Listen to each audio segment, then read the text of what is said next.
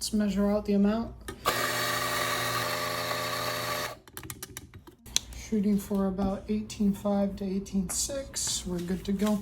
It's nice and flat. Apply a little bit of pressure. Oh, beautiful. Just a quick little rinse.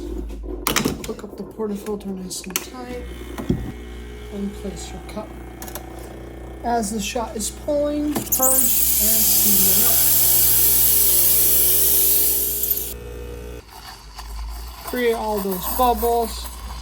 You want to do this process for about 3 to 4 seconds at the very beginning and then just let it roll. If you're doing this correctly and you create that circular motion, you'll notice all those bubbles slowly disappear. Very important to not create those bubbles at the end of the process because you're never going to get rid of them. Keep track of the temperature with the palm of your hand. Don't burn your milk. It tastes like shit. And done. Put this down. You gotta make sure to clean your wand. Swirl your espresso. Tap your milk.